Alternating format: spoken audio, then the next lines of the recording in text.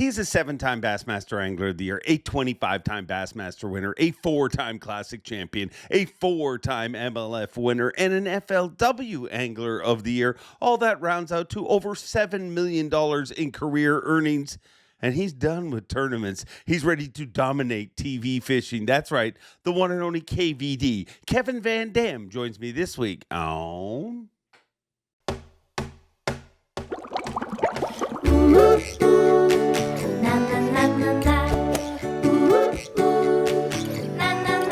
I'm Bob Cobb from the Bassmaster. Welcome to Mercer.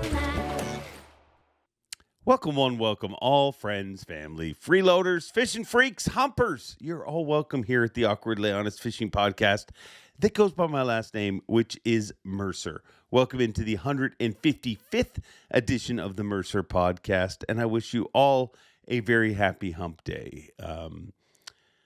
Speaking of which, it was amazing the amount of people that came up to me at the Classic and proudly stated, hey, I'm a humper. I love the podcast. For people who listen, they totally get it. I mean, the show's on Wednesday, so you are humpers. To strangers walking past, they were somewhat appalled and shocked. But I'm thankful for each and every one of you. Speaking of humpers, this is a very special hump day for me. This was the day that my beautiful wife was born. So happy birthday to her. She was a big topic at the Classic. I mean, Rick Clunn mentioned her on stage during his speech. Our Bassmaster Classic Champion mentioned her last week during the podcast. So, as they all so eloquently put, I way outpunted my coverage. So, thank you. Thank you for being the beautiful, amazing woman that you are, and actually works very hard to make sure that these podcasts get out in time, because I'm an idiot that just talks to people and generally throw a lot of different stuff at my beautiful wife, Sarah, and I thank her for that. So throw it down in the comments. I mean, if you don't like me, most of my friends actually, after they meet my wife, actually like my wife better than they like me. So happy birthday, Sarah. I hope you have a wonderful day, and I hope this makes up for my fairly mediocre birthday gifts that I give you. This is the 155th edition of this particular podcast, and I thank you for tuning in. It is a crazy time in the fishing world. A crazy, crazy, crazy time in the fishing world. And I'll be honest, if this podcast is not one thing to you guys, it is this. It is honest. I'm getting freaking tired of it. I honestly am. I mean, the weirdest thing in the world is to host a fishing podcast, and there is some fishing podcasts out there, and they're salivating at all the different controversies and DQs and bullcrap and suspensions that are going on in fishing. And I'm here in the podcast world, and I'm like, I mean, it's easy. It is low-hanging fruit. I mean, I could go off and freak out about stuff. And I'm not judging anybody that is involved in any of these. My biggest beef, I guess, is that it's become the fast road to traffic on a podcast. And to me, and hey, I try to be as real as possible on this show, to the point that sometimes I say things that I'm like, well, maybe you shouldn't have said that. But I'm not going to jump on a topic just to get traffic. And that really seems like what it has become. There is so many different people jumping on stories just because. I mean, the fishing industry is turning into TMZ, and I'm gonna try not to be part of that, because in my opinion, the majority of the people that listen to this podcast, that listen to any of the fishing podcasts, they deal with bull crap in the rest of their life. They got a crappy boss. They got a job that they're trying to get a break from. I mean, I hear it from you guys in the comments. You know, a lot of people listen to this podcast. They're like, thank you, by the way, for the feedback last week. Make them as long as possible. And this one isn't, ironically. But they'll be all over the place. But people look at a show like this as a distraction. I mean, there's real problems in the world. And there is so much drama around fishing right now. I don't know. Maybe I'm just having a good week. I mean, next week I'll be right back to pitchforking somebody. I don't know. But I just feel like it's just a witch hunt for controversy. There's so much good stuff happening in the sport right now. There is so many amazing things, but there is people that are battling. And it doesn't matter what side you're on. All I'm saying is we're all anglers. We all fish. I don't care what the controversy is. Insert controversy here. Everybody can have their opinion. We don't all have to agree. But what we do agree is that fishing's a pretty cool sport. And fishing's something I want to be part of.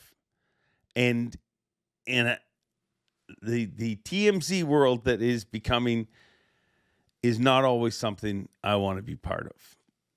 I don't even know why I'm saying this. I'm just being honest with you guys. Like, there's part of me that's like, do I say something? Do I have an opinion? I mean, I could just spend 15 minutes giving you guys an opinion here on different things, and maybe that's a smarter thing for a podcaster to do.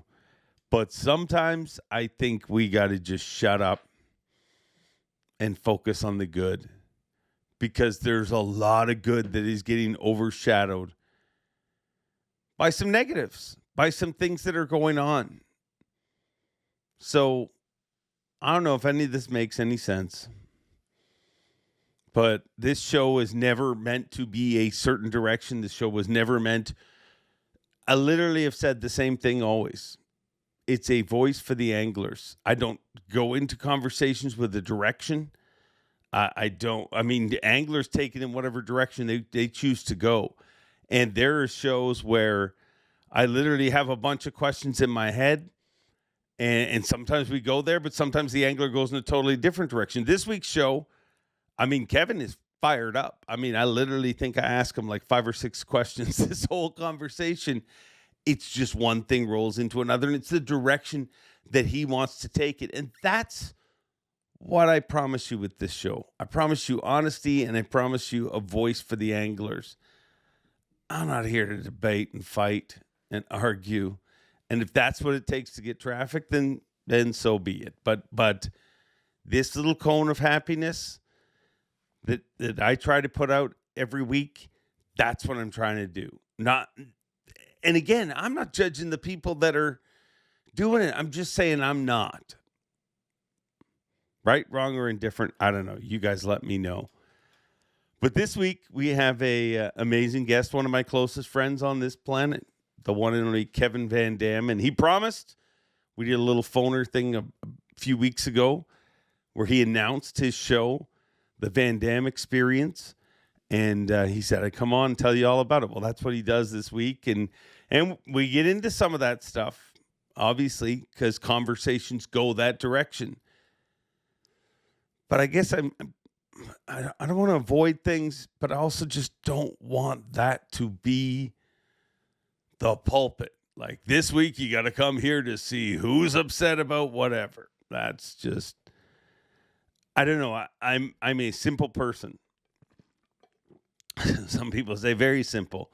But one of the ways that I remain happy is I try to surround myself with happiness. I try to surround myself with goodness. And I mean, I'm like anybody else. There's times where I can get dragged into a dark place, and you start to feed off that darkness. But I've obviously found the more that I feed off light, the more light comes out of me. And I don't want to, I'm not telling anybody how to live. It's just what I do. And I've really honestly sat around and wondered, like, what do I talk about? Like, is the right thing for me to be like, well, this is wrong and this is happening? No, I don't want to do it. Let me know if I'm right or wrong in the comments. You let me know what you want to hear from this show. And I thank you guys for tuning in every week. And I thank you for being humpers. I mean, because who doesn't love humpers?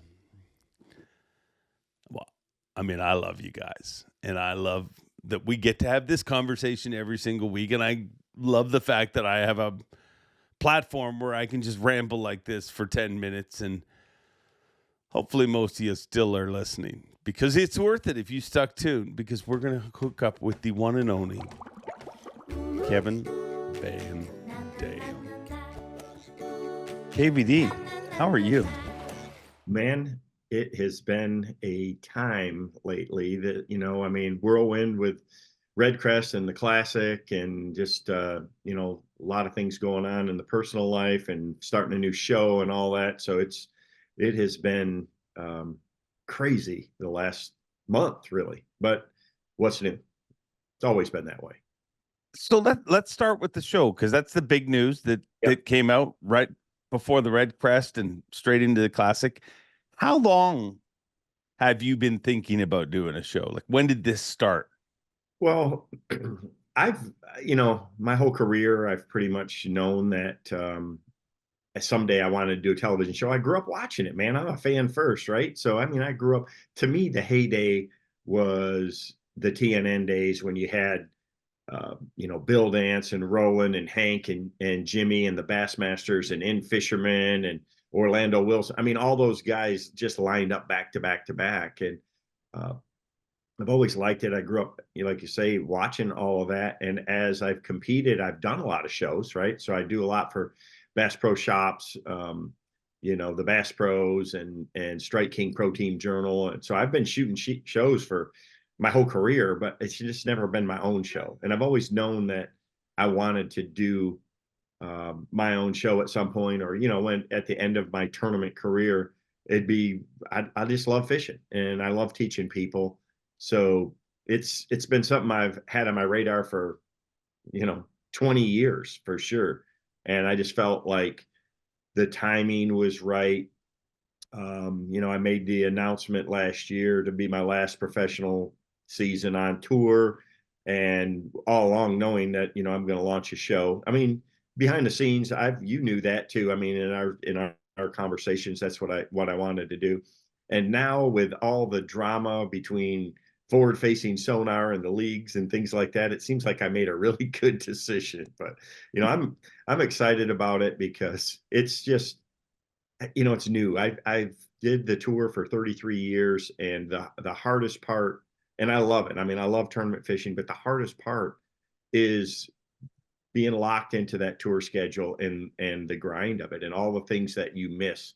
And I'm at that point in my life now. I'm in my mid 50s, and we have a lot of, friends that are taking bucket list vacations, and our kids are, growing up to where they're starting their own lives, and you just miss a lot of things that, it's just, I don't need to, that I don't have to. So this will give me, I mean, I'm still working, honestly, as hard or more than I ever have, but it gives me more flexibility in the schedule. I mean, the show is going to air on the Outdoor Channel. I mean, you know all about that. Facts of Fishing is there. Zona show's there. I'm pretty sure that the Outdoor Channel folks they're really excited, because fishing has been the one area where they don't have that much content. And so to have, the Strike King Pro Team Journal with the production quality they're doing, and your show and Zona's show and my show, we got a chance to have a new shot at the awesome fishing block again, where you got a bunch of good shows that give a lot of good content back to back to back. So I know they're excited about it. I'm pretty, fired up about it. We've already filmed a handful of them. I filmed a couple in Texas, and I filmed one in Tennessee already. I'm probably going to shoot some in Michigan starting next week. I got to do some around here, but I want to do them all over. I want to visit a lot of the places that I've been, that I've got history, and kind of show, be able to show the past a little bit, but also live in the now. I mean, we just do things differently. Technology is way different. We've got forward facing sonar now. We've got, Lake Master mapping and side imaging. And, we just have so much more, even lure wise and line and braided, just the history that we have is incredible. And so it's important for me to kind of showcase that. I look behind you there and I see Ray Scott's hat hanging there. And it's incredibly important to me in the future. And that's why I work so hard with the Bass Fishing Hall of Fame on the board there, to make sure that these kids coming up today, the Justin Hamners of the world, know exactly who Ray Scott was and what he did for all of us, along with all the others before that. So that part is important, and I lived it, and I've got a very vivid memory of it. So I want to be able to showcase some of that in my show. And then I really want to bring, I'm fortunate to know a lot of cool people that are outside of our sport that love bass fishing and love tournament fishing. And I want to bring those people in. And I'm no dummy. They've got great fan followings and stuff like that. So it's a great way to cross pollinate our audiences. And I know in conversations that I've had with the people at Major League Fishing and also at Bass, they're trying to do the same things as well. So I mean, it was the last couple of weeks were really good for the sport. We had a really good Red Crest event there with an expo, the Classic in Tulsa. Obviously, when you go to Birmingham and Tulsa, you're going to have good events, but both of them were very good shows. A lot of great fans showed up and super positive. A lot of tackle gets sold.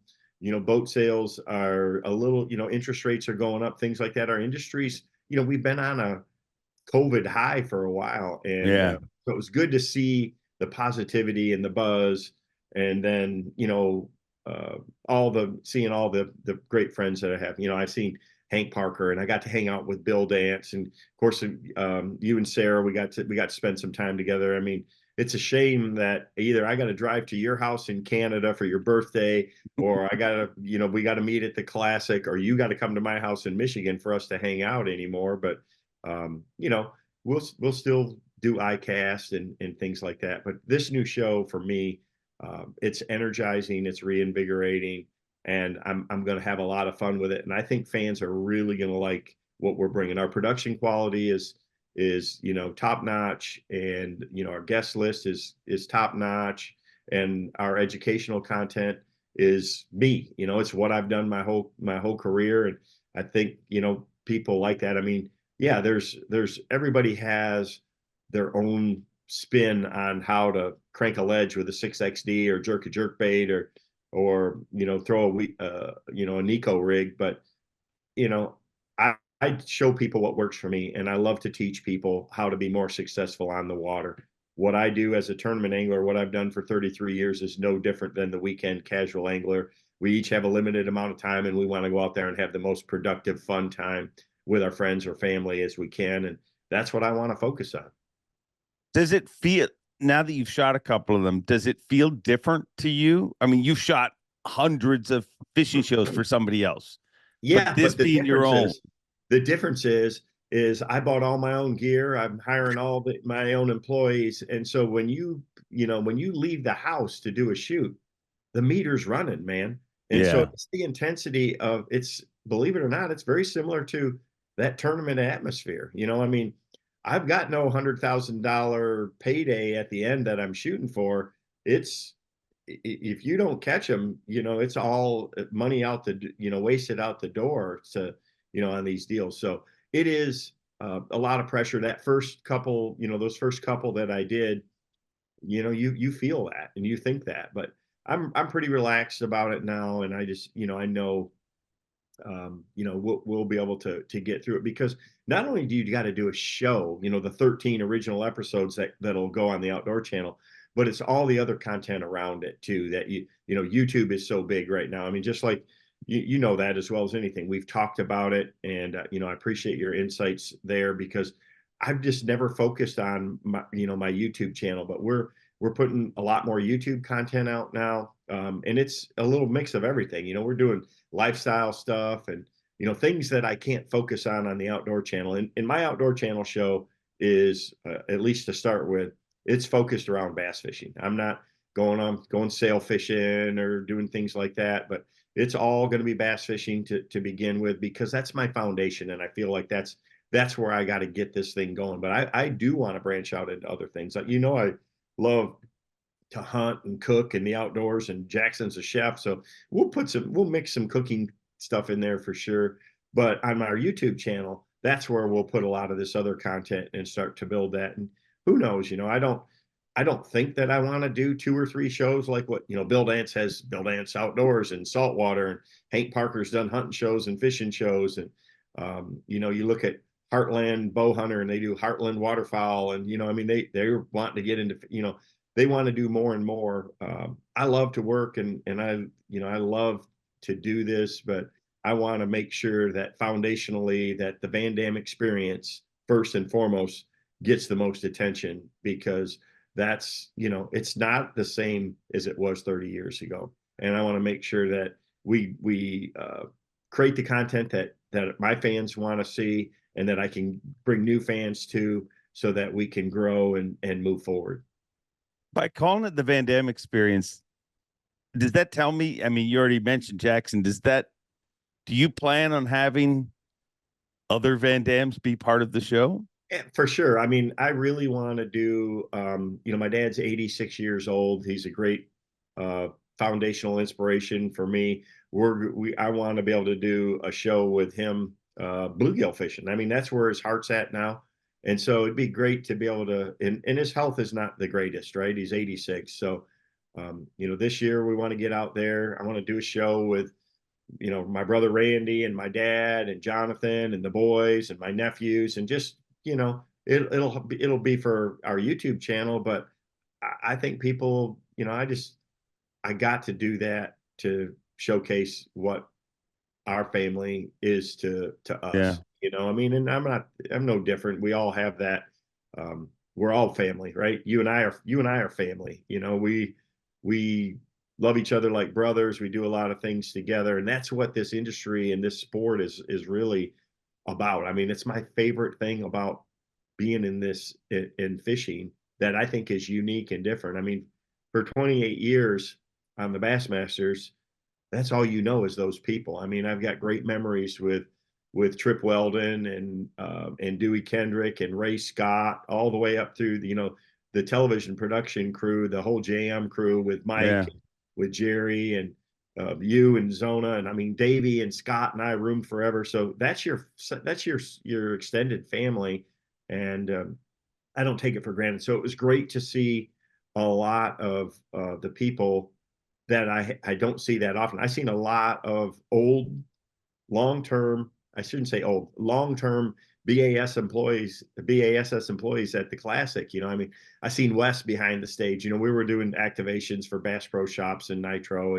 and Humminbird and things like that. I mean, I'm just honored and humbled that Johnson Outdoors, they bought my boat from last year, and they're making, doing this big promotion that they launched at Red Crest and the Classic to give it away. And so, to be able to go out in front of the fans and thank the fans there in the arena, to be able to do that at both, venues, when it's arguably that's my last hurrah at tournament fishing was Red Crest. And to watch the Classic and not get to compete at Grand Lake, where I've won 2 elite events and fished multiple Classics. And gosh, I felt like I gave that one, Cliff Pace won that first one there. And I knew I had opportunity to win that one. And just every time, it's when you get an event and it slips through your fingers like that, it haunts you. But, just getting to see Danette and again, just a lot of the other people behind the scenes. And there's a lot of new people. Lisa's the new tournament director, and she's doing a fantastic job. But,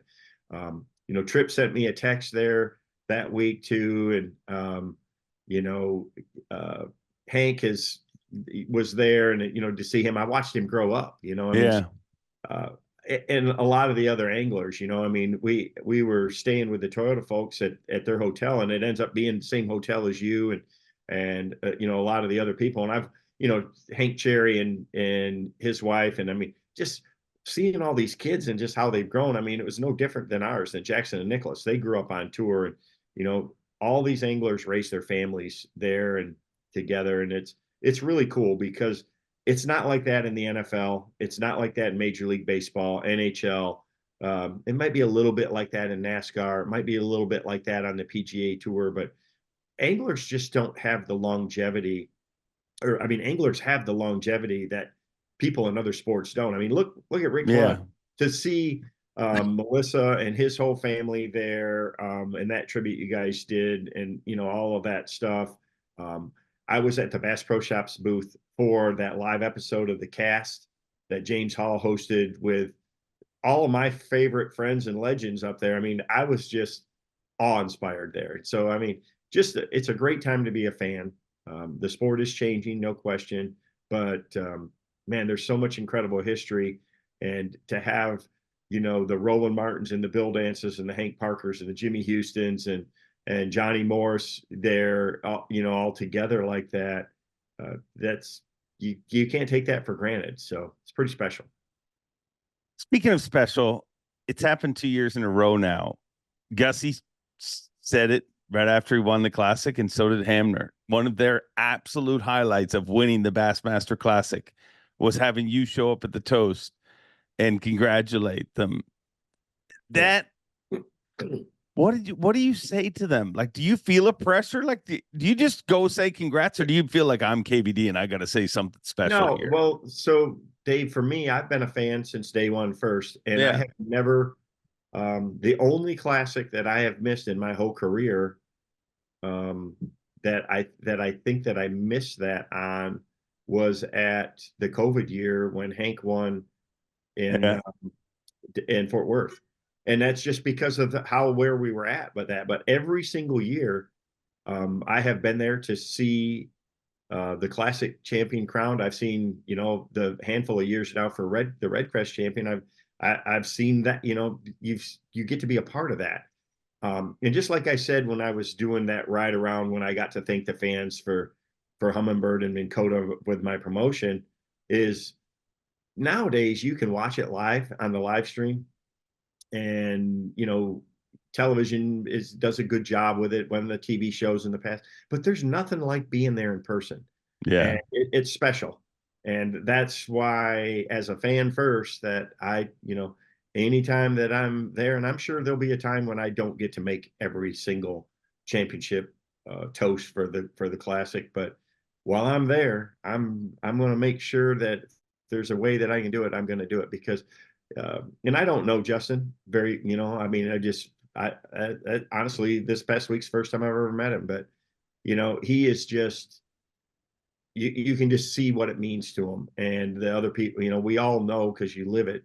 So it's just pretty special to be able to do that for me, and I'm not doing it for any other reason other than that I'm a fan of the sport, and that's the kind of respect, good, bad, or indifferent, whatever you think about forward-facing sonar or any of it. You've got to appreciate those moments and what it means, how it's going to change his life and his family.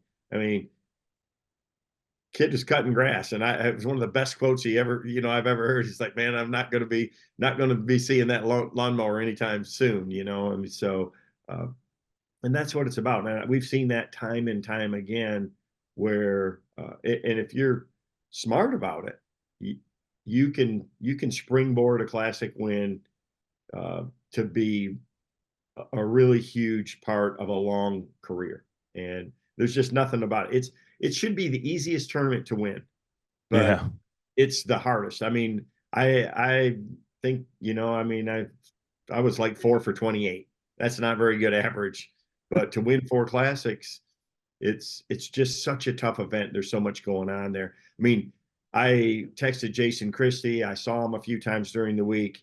The amount of pressure on your home body of water like that, it's just, it's incredible. And you got so much history there that it's almost, it just makes it harder. And that's the thing, later in my career, every time I go to Gunnersville or something like that, it's hard to forget the past and just go in with an open mind. And that's exactly how Justin won the Classic, is he went in with a total open mind and fished the current conditions and dominated.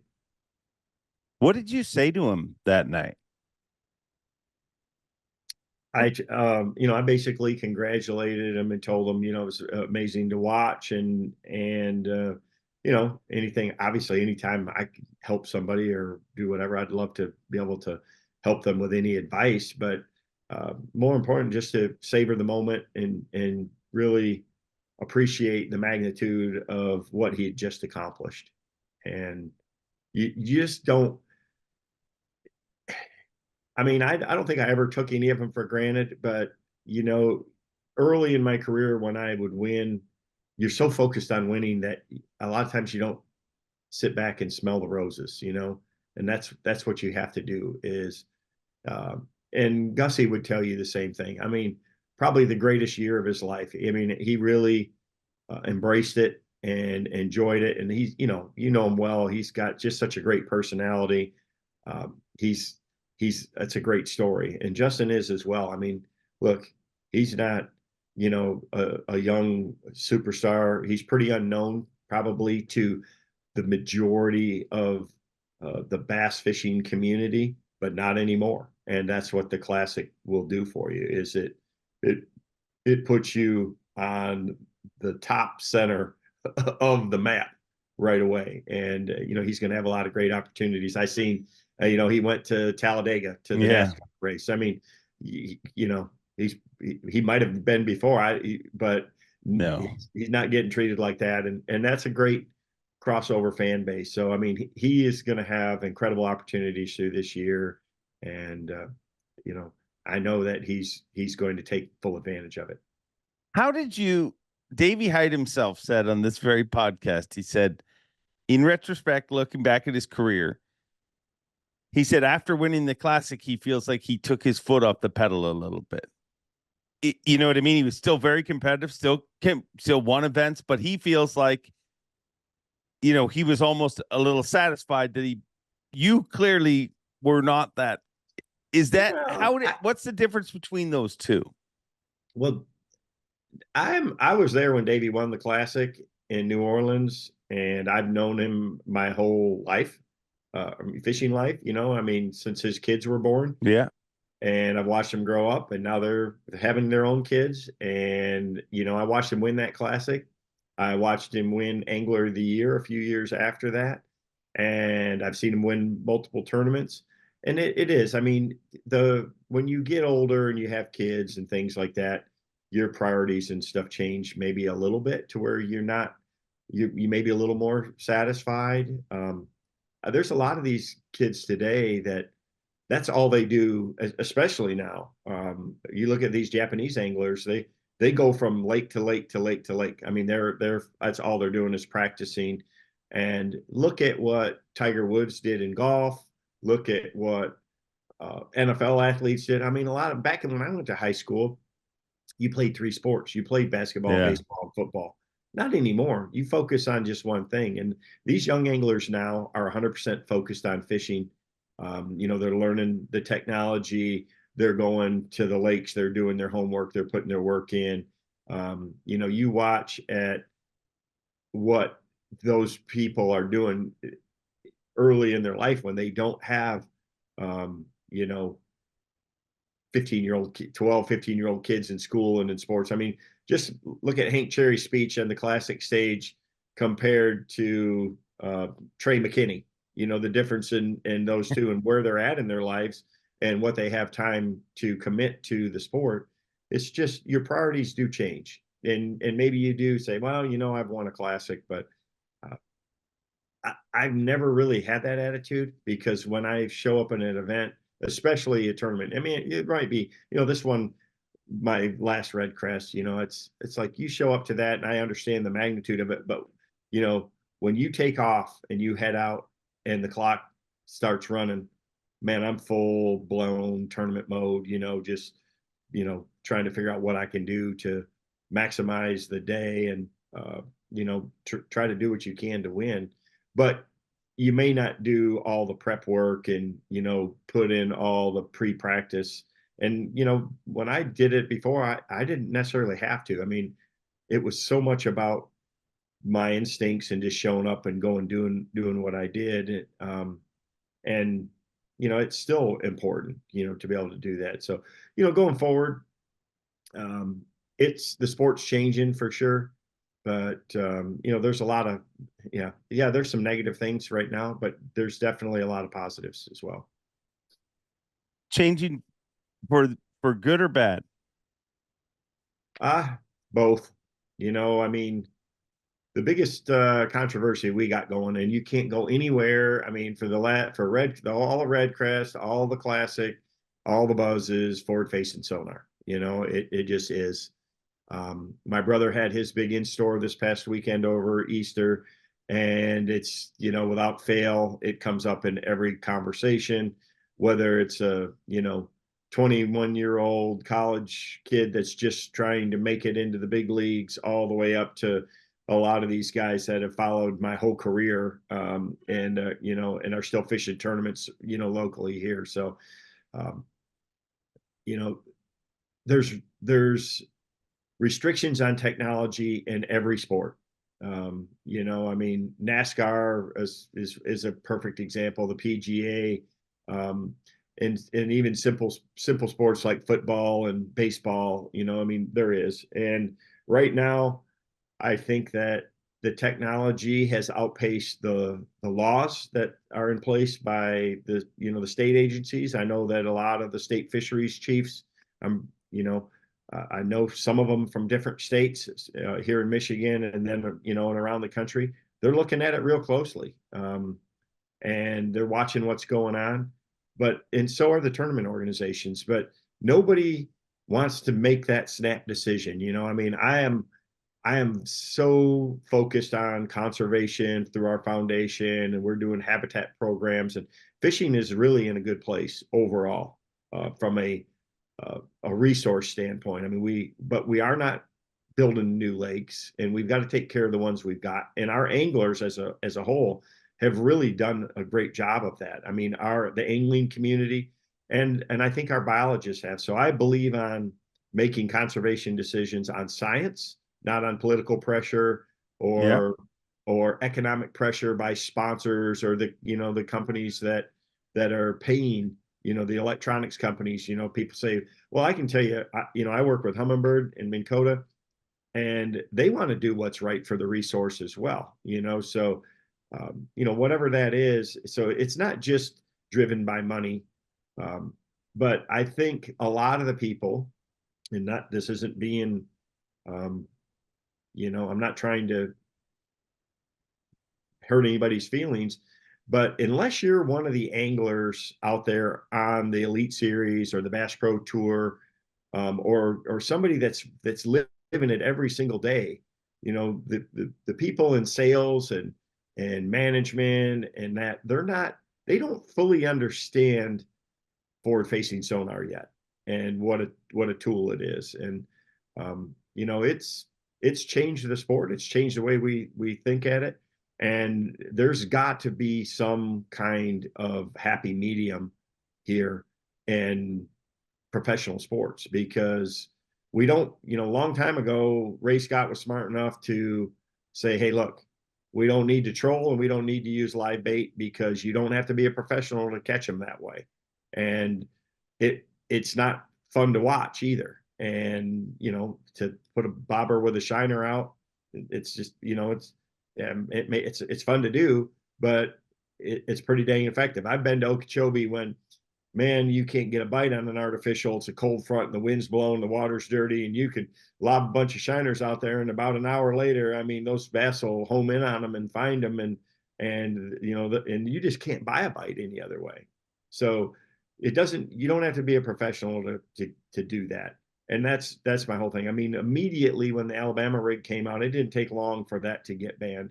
And yet nobody's thinking or doing anything at all around forward facing sonar. So, and I don't have the answer, because there's not an easy one, but I do believe that we have to do something before the government gets involved and does something that hurts tournament fishing, or that restricts us. I mean, everyday organizations like PETA are looking for reasons to shut us down. And so, we've done a great job of policing ourselves up to this point and managing, conservation.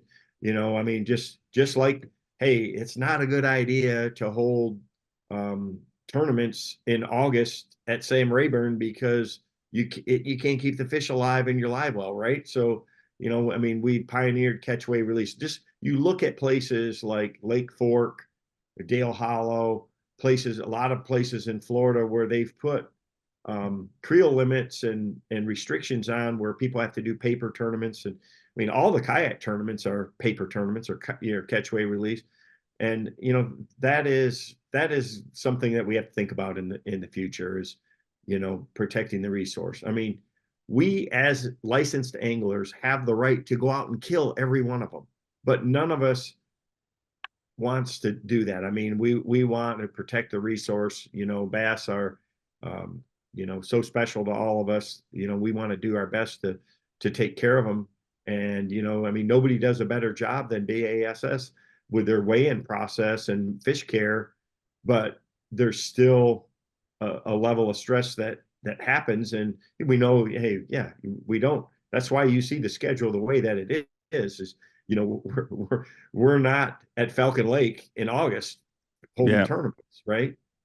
So you want colder water, you want, you know, different conditions and things like that to help you, but it's all part of that process. And you know, I believe that, you know, we've got to, you know, really look at it. And I know that there's a lot of smart people taking a look at it, and they're just really trying to make the right decision, not come to a knee-jerk reaction and ban it, because that, you know, technology's always been a part of our sport. I mean, like, and I've been on the forefront of all of it, from side imaging when it was first. I mean, that when we went from 2D sonar to side imaging, it was a big improvement.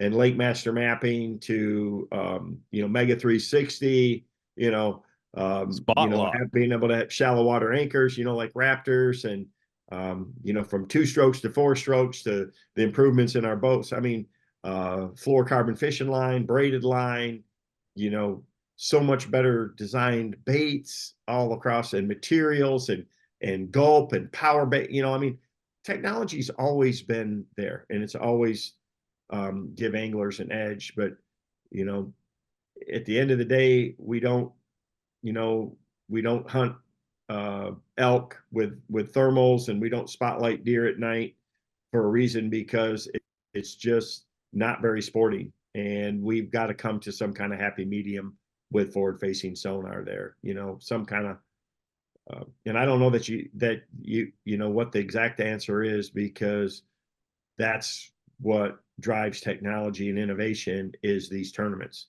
But you know, when I seen Chris Zaldain's video at the beginning of the year, and you look at some of the guys on the Bass Pro Tour with 5 and 6 live transducers, front, back, sides, and things like that, it's like, hey, you know, are we?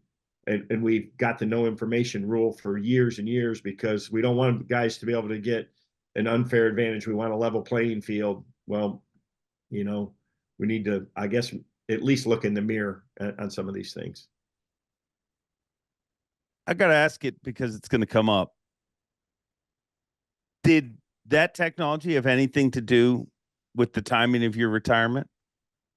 It really did not. I mean, you know, so I have been a longtime guy with Humminbird and Minn Kota, and they were the last to the game in having live. You know, Mega 360 was, but it's very different than Mega Live. And I think Garmin probably was the first, and the Lowrance followed. And man, what forward facing sonar was a year ago to what it is. I mean, our anglers are just like they do with anything. They're really good at maximizing a new technique. Or, I mean, you can see it the first time a Nico rig hit the tour compared to where it's at now, or a drop shot. The, you know, side imaging, you know, how guys are tuning their graphs and things like that to it. So, but it looks, you know, suspicious, so to speak. But no, I knew that the time was coming for me. It's something that I've been thinking about, you know, for, you and I have talked about it for several years. Yeah. I mean, Davey and I have talked about it since before he retired. I mean, I went through it with him when he got the opportunity, and it was the perfect timing for him, because what an opportunity to, step away from the Elite Series and step right into, being a commentator for the Bassmasters with Zona and Sanders and yourself. So him and I have talked about it for years, and I knew that it was coming, and I just tried to pick the time for me from a competitor standpoint when I could mentally do it. And then just based on, my family and, my kids' age and my parents and my wife and her, just all of those things, that it was something that, between the off season before to then, it didn't take me long to kind of figure out that that's really what I wanted to do. And all this has really kind of even blown up even more since. Yeah. So, and again, I wish there was like, hey, we need to do this with this technology, and it'll level the playing field, and it'll be competitive across the board, and equal, opportunity for anglers. And it is, but the challenge right now at the high level, and one of the things I worry about is, what are we telling our young up and coming anglers? I seen a lot of high school and college anglers this past weekend, both the Classic Red Crest and my brother's event. And, the cost of entry now for a college angler to get in for his boat, motor, and trailers, it's high. And then they think to be competitive, they have to have $20,000 or $30,000 worth of electronics and forward facing sonar.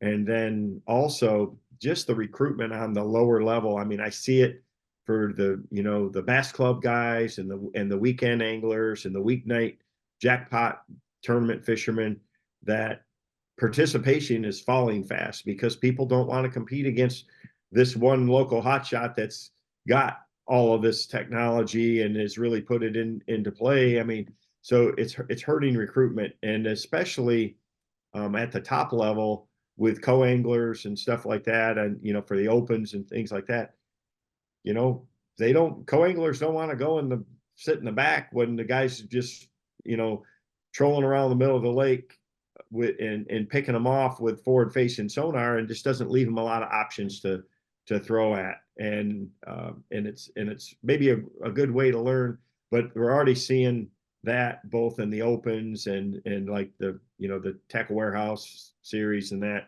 where it's a challenge to recruit co-anglers and to recruit people into tournament fishing, and nobody wants to see that either. So there's already some circuits that are going out there and saying, hey, no forward facing sonar. There's a few single events like that, and then there's the thought process too. And I mean, one of the best things I've heard is, hey, let's do half the events with it and half without.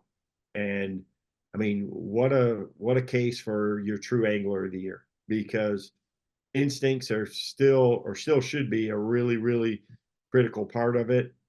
And that is probably one of the coolest ideas that I've seen so far. You light up the elite schedule, and you pick the lakes and the dates and all of that. You throw them all in a hat and say, hey, we're going to draw this many out, and these ones are going to be no forward facing sonar, and the rest of them you can use it, before season starts. You can practice for it, you can plan for it. And I think our fan base would really, as a fan, I'd watch for sure. Okay. Oh, I didn't expect this to get into as deep as that, but let me talk to you about the TV show. Let's get back to the TV show. Yeah. When people look at your career, they say KVD stepped away from the sport, what some would perceive as early. But then I also look at people like Bill Dance and Hank Parker, who both stepped away from the sport perceivably early. And they're two of the most successful people in the history of this sport. Did any of that come into play with your timing? Hank retired, he won the Classic, and I started the very next year. And I Oh, mean, really? I'm a huge fan of Hank Parker's growing up. Watched his show. I watched him win that classic on the James River. I seen all that, and he's been a really good friend of mine over the years since then. And I've known Bill Dance a really long time. Bill Dance is a great friend of mine, and Bill really stepped away early. He knew he had. I mean, smart as a fox. He knew he had a great opportunity, and Roland was a dang killer then, on tournaments, and Bill, he would he had some success and he picked a good time, and he's arguably the greatest known bass fisherman worldwide that's ever lived. Um, so no, I wouldn't say that I planned it that way, but the biggest thing for me is I've watched in my career a lot of anglers go and go and go, and they just don't ever quit. And I get it that you're so passionate about it. Like Rick Clunn, I've talked to him about that in the past. He's like, man, this is what I love. I'm not, hunting isn't my hobby. And, I just don't have, I'm not into golf. I don't have this is my passion. This is what I love to do. And that's why he's stayed in tournaments for 50 years. But, there's always a drop off, whether it's Tom Brady and football or, NASCAR drivers. I know a lot of those guys. I mean, I watched Tony Stewart his whole career, and Dale Jr. And Ryan Newman's a great friend of mine, and Martin Truex Jr. is a great friend of mine. And I mean, physically, in football and some of these other sports, you're going to have your time picked for you. And in fishing, it's not necessarily the case. It's very much a mental sport. It is very physical as well. It's a grind, but I just knew that I would rather pick my time than have my time picked for me. And I didn't want to go and just go to where I wasn't competitive. I feel like to the very end, that I was competitive enough to win any event that I went into. Yeah. I believe that. I didn't win an event last season in my final year, and that's something that I really wanted to do. Came Put a lot of close. pressure on myself. Yeah, but um, yeah, I got to that point where I was like, hey, and honestly, like I said, the new television show, the VanDam Experience, is it's energizing, it's invigorating, almost to the point like you could say you see that because you're a huge NFL fan, obviously, you with Chiefs fan with the greatest dynasty, and more so than the Patriots at this point. And I'll ignore the roll of the eyes. yeah, well, that's true. I'm a huge Lions fan, but when you see a player, just look what Jared Goff went through. Getting Yeah. for one pick, getting traded from from LA, he gets stuck in Detroit. Dan Campbell comes to town. I mean, look how re-energizing that's been for him. And you've seen that for other players when they get traded, get a new environment and fresh outlook. It's you wake up different every day. And now I still follow the sport real close. I'm following the tournaments, but I wake up every day, with a different mindset now, and and a different focus. And it's energizing, it's exciting, and I know I have a responsibility as a role model in this sport, or I feel like I do, to continue that. And I don't, I've always tried. I mean, I have always tried to put the sport first, and everything that I've done in my career. I've tried to put the anglers first. That's my people, right? I've been on every committee from day one with BASS, with MLF, with all of the things. People respect my opinion. I'm on the Bass Fishing Hall of Fame board, Congressional Sportsmen's Foundations, the MUC, a lot of different conservation groups, things like that. And I try to not be biased and not to put my own personal opinion or personal agenda out there. I want to try to do what I think long term is good. And competition is good, right? To have sonar companies competing with each other. That's what drives technology. Lure companies competing against each other. And, the two leagues have, they've created a lot of opportunities for the anglers. I just hate to see the anglers fight amongst themselves. And we've got more of that now than we've ever had. There's a lot of these young and up and coming anglers that are trying to fight and find their way. And there's a lot of guys that have been in the sport for a really long time that are trying to keep a foot in the door as well and don't want to be pushed out. But the reality of it is it's professional sports. It's, performance-based business.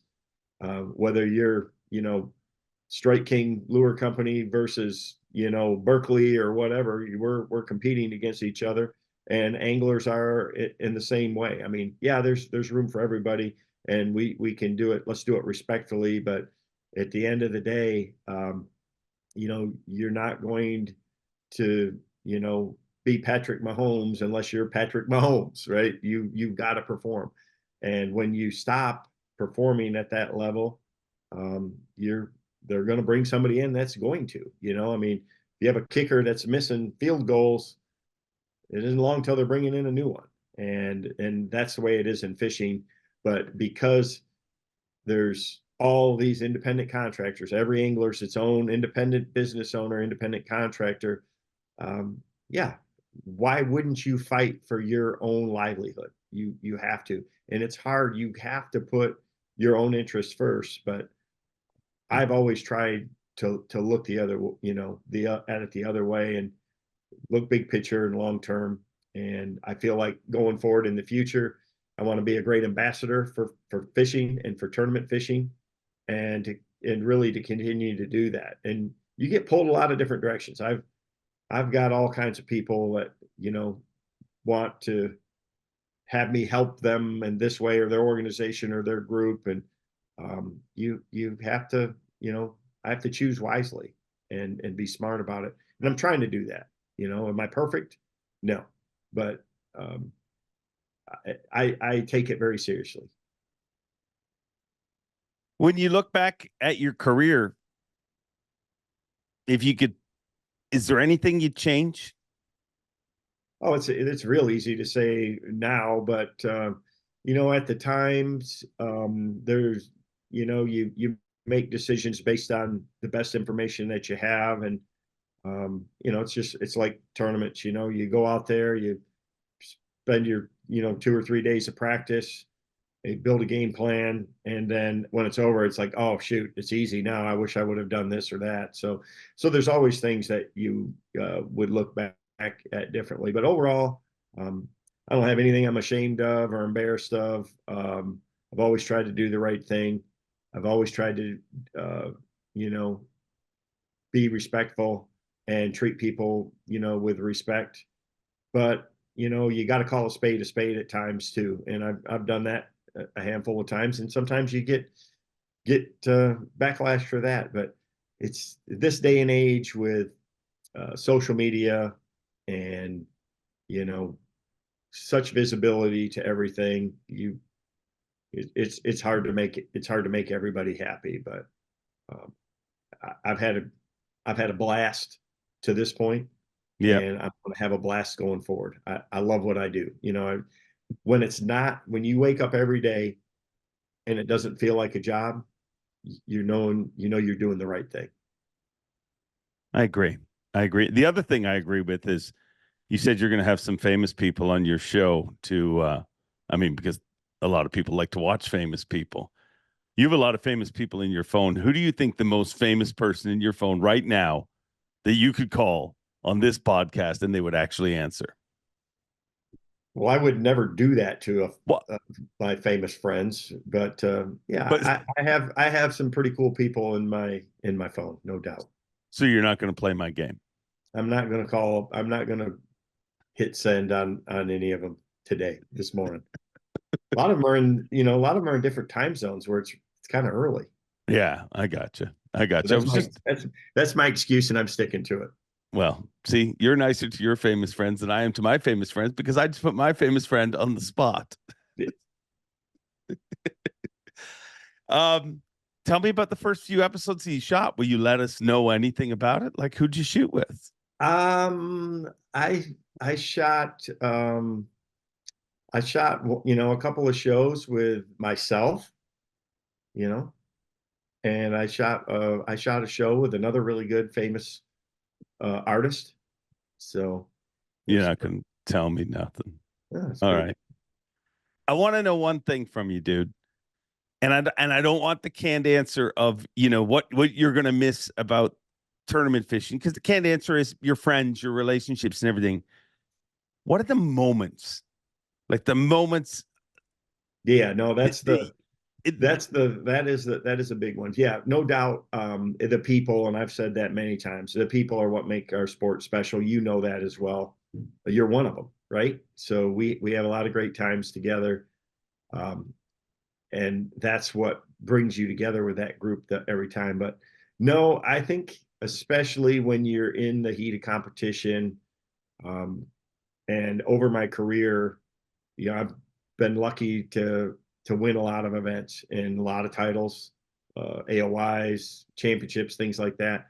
But there's nothing like that moment when you catch that one key fish on the last day of competition that you're going to win. I mean, the last day of the Bassmaster Classic in New Orleans, when I won down there, and this is before Bass Track and live and all of that, when your family doesn't know what's going on. And I knew where I was at to that point, and I was lucky enough to be fishing around the people that were close to me. So, the Aaron Martins was right there, and Scott Rook and Brandon Polinick. I mean, all these other competitors that had even a chance to beat me. And I knew, when I caught, a limit of 6-pounders, that it's like, hey, you're going to win this thing.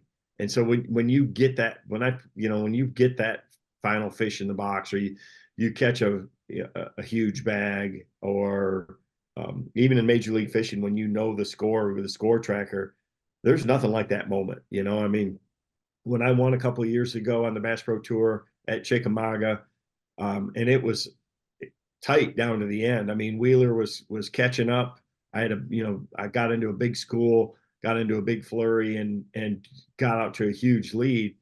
But that clock was ticking, but when you get to that moment, I mean, with 10 minutes to go, I'm like, yeah, this, anything can happen, but there's just something about that feeling that you get no place else but other than in the tournament.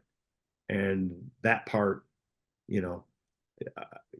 television's television, and filming shows is fun, and catching them is key on camera, but it's not the same as that moment when you're pitted against the best of the best and you prevail. That's why we all do it. Well, it's been a lot of fun watching you compete, and I can't wait to watch your show, because I know it's I just hear it in your voice when I talk to you, and you're like, I got to shoot. You got that same urgency that you had as a tournament angler. You're putting that same drive behind it. So I can't wait to see it. But here's one thing I would like to see, and I'm going to let you go because I know you got a lot going on, but I have one that, I'm going to throw it out. I already failed, crashed and burned once with asking you to call famous friends. Rick Clunn comes on this podcast every month, and I think it's super cool. It's been super cool for me to see. I want to have you and Clunn on the podcast together. Would you do that? Absolutely.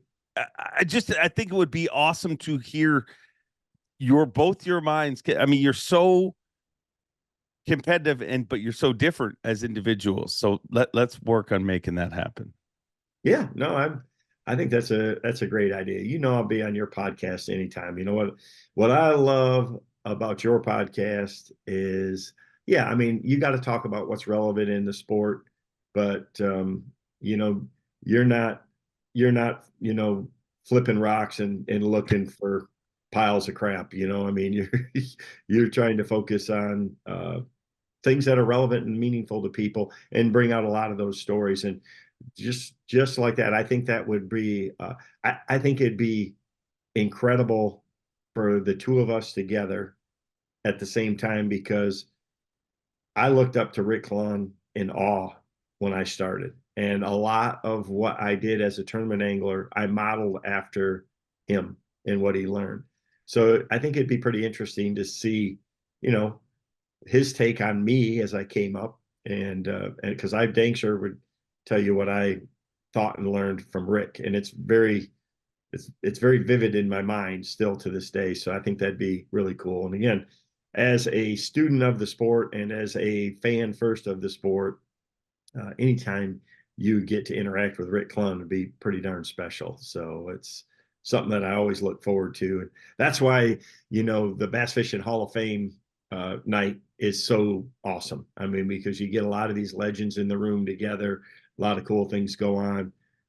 This year's going to be a lot of fun with, Mike McInnes, which, so many people don't know everything that Mike McInnes has done for the sport of bass fishing for so many years. I mean, produced 23 Bassmaster Classics, but beyond that, a whole lot more. And then obviously with Zonica getting in this year to UMC, the thing, Clunn is always there. A lot of the legends of the sport are always there.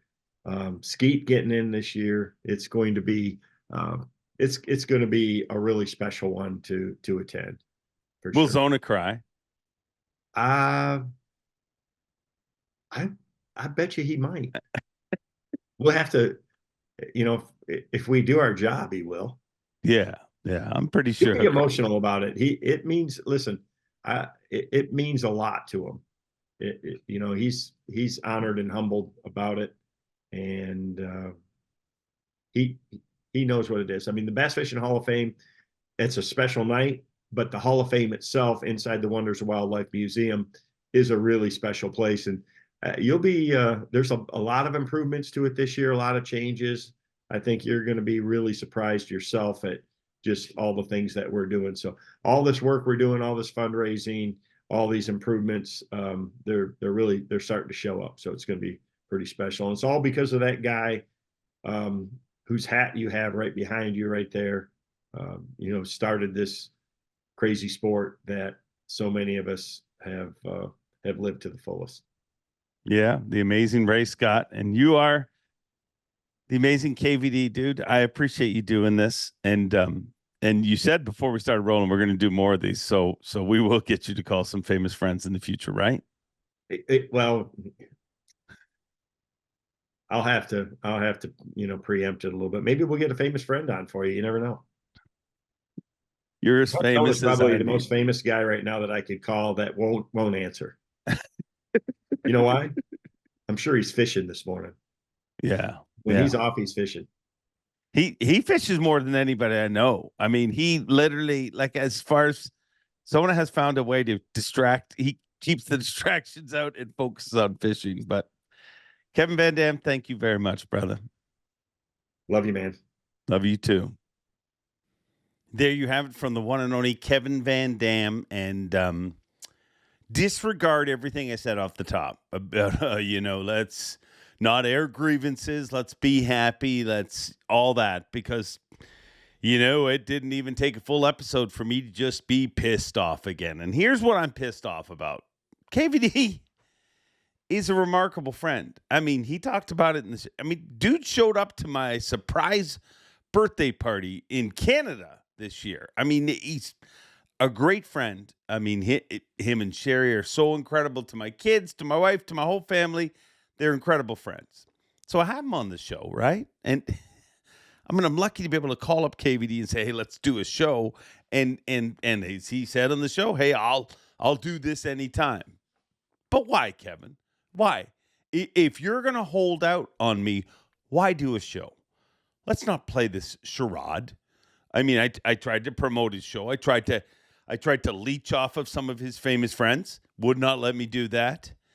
And then furthermore, he did say he shot his show with some famous folk. And I actually know, here's behind the curtain. I know who he shot the show with, but I'm playing the game. I'm playing along with my friend Kevin. I'm going to ask you who you shot the show with. You're going to tell me, right? No. Denied again. He denied me to tell me. And he said, well, I'm not going to tell you. It's somebody a famous artist. Okay, so Kevin's playing hard to speak, and he's not going to tell me this. I'm fine with that. Until just moments after we shoot, and I'm perusing social media, and I see this. I have to throw out a big thank you to my good friend, Luke Bryant, for filming an episode of my new television show, The VanDam Experience, at his place in Tennessee. We were like two giddy little kids out there catching them in some pretty rough conditions. Would that have killed you, KVD? I mean, I didn't ask for anything special. I just, who'd you shoot the show with? I mean, you already told me over sushi at the Bassmaster Classic who you shot the show with. Showed me the pictures and everything, but I played the game. I played along, for this show. I was like, who'd you shoot with? I mean, if I was a total dick, I could have been like, so tell me about the show you shot with Luke Bryant. But no, I wanted to play the game nice.